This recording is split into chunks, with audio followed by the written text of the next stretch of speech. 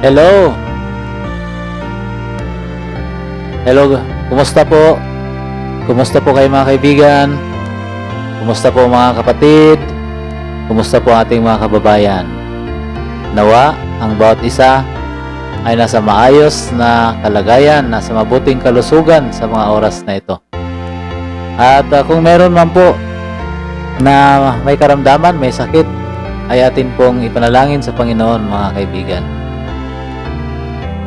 Ngayon po, ay welcome po kayo dito sa ating programa na Free Online Values Formation Lessons.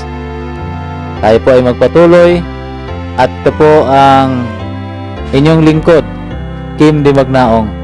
Magpatuloy po tayo sa pag-aaral ng atin pong Lesson 2. At ang topic po natin ngayon ay ipagpatuloy natin yung Kadesh Barnea.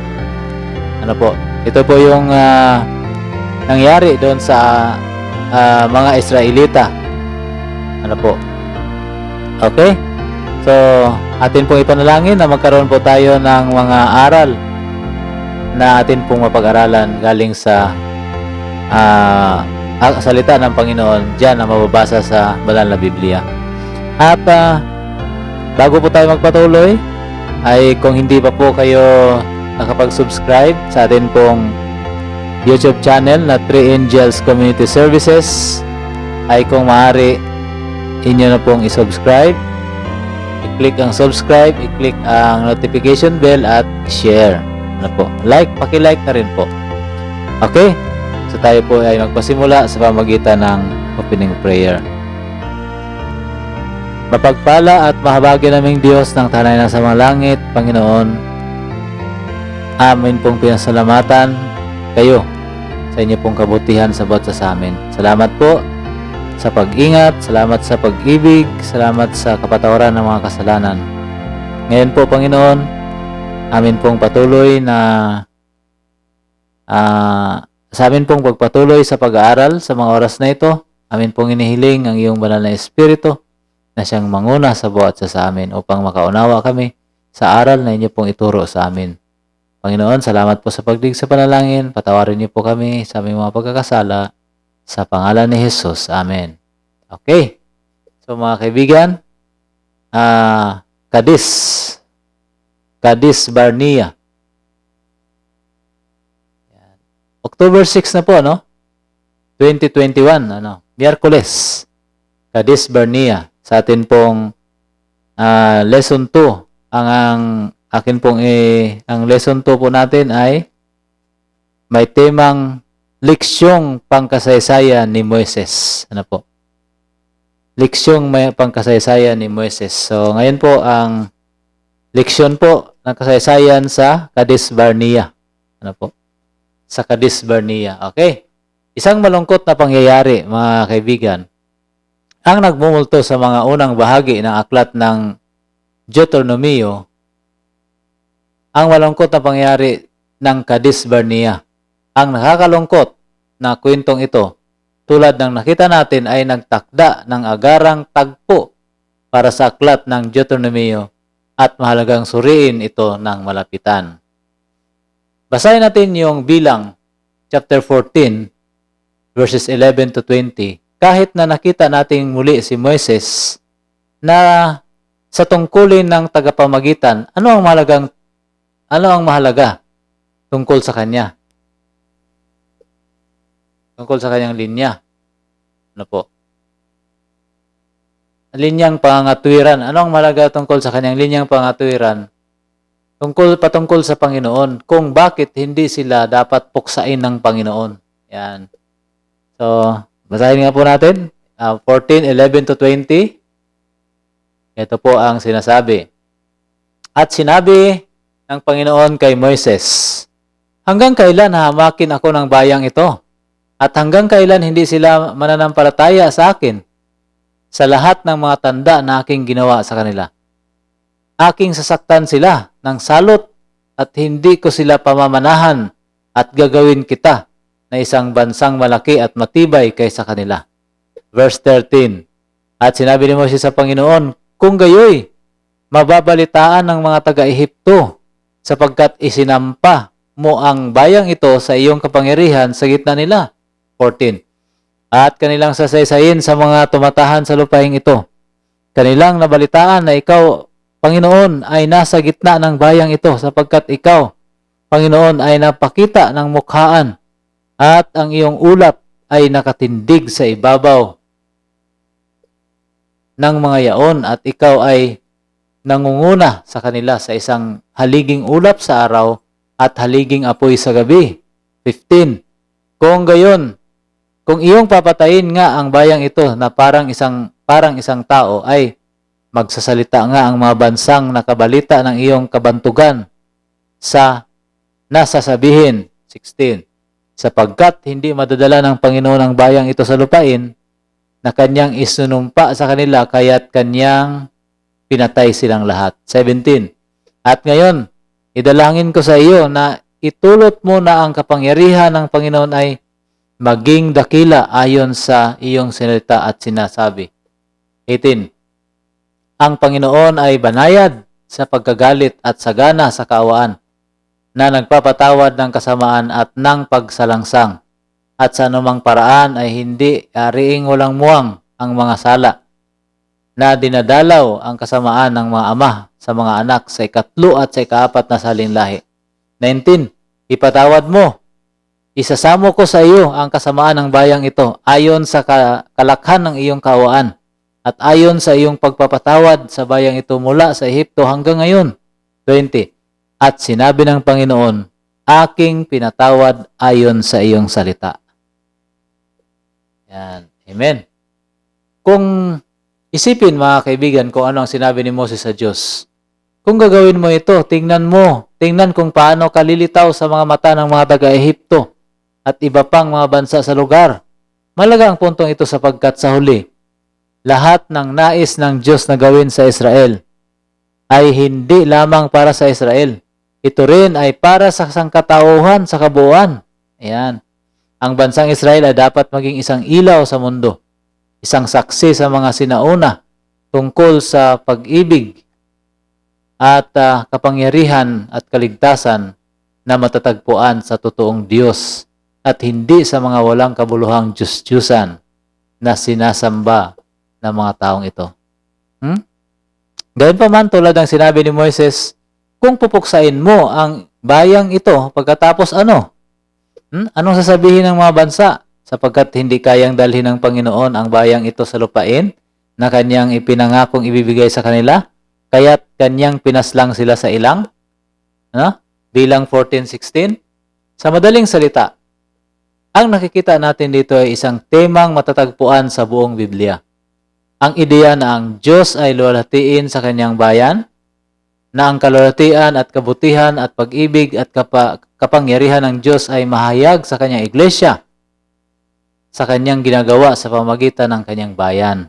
Siyempre, ang kanyang bayan ay hindi laging ginagawang madali para sa kanya gawin ito. Ngunit sa huli, ay luwalhatiin ng Diyos sa pamamagitan ng kanyang mga gawa sa mundo.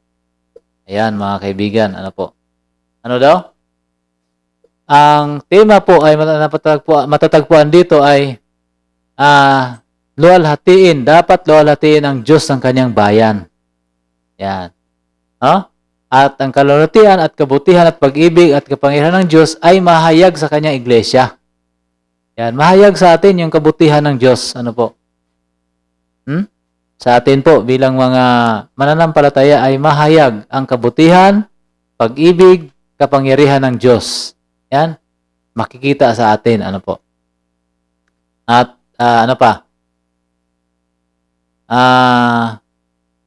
Ngunit sa huli ay luwalhatiin ng Diyos sa pamagitan ng kanyang mga gawa sa mundo. Yan, kapag gawa tayo bilang representative ng Panginoon, luwalhatiin ng tao sa buong mundo dahil sa nakita nila sa atin ng mga nag-aaral ng salita ng Diyos. Amen? Sa huling talata po, basahin natin ang Efeso chapter 3, verse 10. Ano ang sinasabi ni Pablo rito at paano ito nangyayari? Paano ipinapakita ang anyo ng karunungan ng Diyos sa sansinukob? Anong katungkulan kung mayroon man meron tayo bilang mga individual sa pagsasagawa nito? Tingnan nga natin mga kapatid sa Efeso chapter 3, verse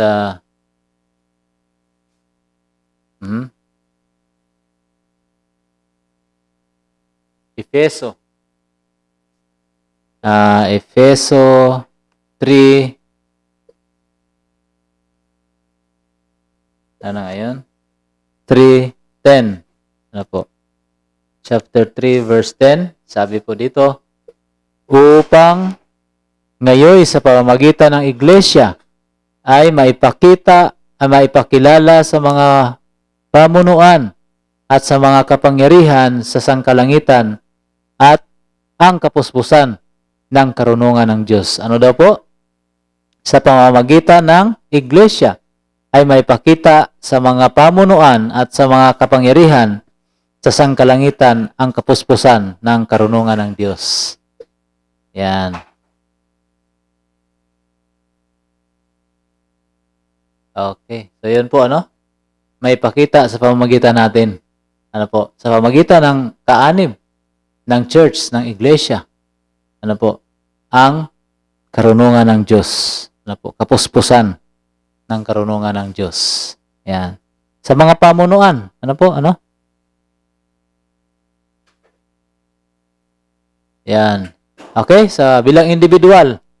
Sabi dito, anong katungkulan kung meron man ang mayroon tayo bilang mga individual sa pagsasagawa nito? Yan, tungkulin po natin ay luwalhatiin natin ang Panginoon.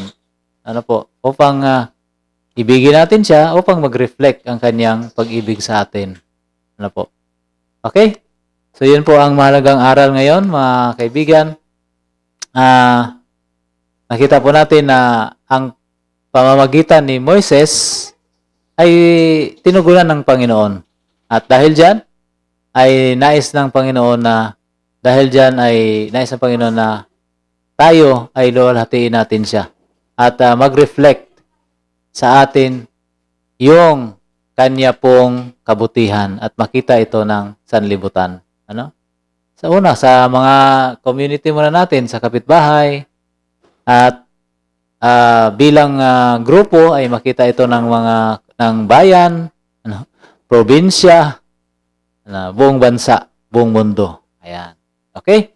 So, salamat po mga kaibigan sa inyo pong pagsama. Nawa, natuto po tayo. Natuto po kayo. At huwag po ninyong kalimutan, kung na-bless po kayo ay paki-subscribe. Sa mga hindi pa nakapag-subscribe, paki-like, paki-subscribe, paki-share. Paki-hit po ang notification bell. Okay? Salamat po. Manalangin po tayo sa closing prayer.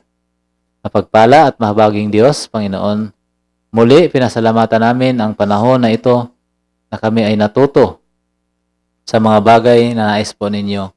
Na kami ay luwalhatiin namin kayo bilang aming Diyos at kayo, ang inyo pong kalooban ay magre-reflect sa amin at makita at luwalhatiin din ng sanlibutan kayo bilang makapangyarihang Diyos. Salamat po sa mga ito, Panginoon, at patuloy naming ipinapanalangin ang bawat manonood, ang mga taga-subaybay, na inyo po ingatan nawa sila sa lahat, laban sa lahat ng mga kapamakatisgrasya at ganoon din laban sa mga karamdaman at infeksyon. At ganoon din po, amin pong inilapit sa inyo ang pangailangan ng aming bawat pamilya ng aming mga taga-subaybay at mga nanonood na inyo pong tugunan, Panginoon, sa pamagitan ng pagpapala ng mga hanapbuhay, trabaho, at mga negosyo upang makatulong po ito sa pangailangan ng pamilya at makatulong din po sa kapwa. Salamat sa pagdinig, Panginoon, sa aming mga dalangin. Patawad po sa aming pagkakasala. Sa pangalan ni Jesus namin tagapagligtas. Amen. Okay, mga kaibigan. So, bukas ulit sa ganito pong oras. Ano po? At pag-aralan natin ang huling topic sa lesson 2 sa linggong ito. Okay? Salamat ng marami. Ingat po. Bye-bye.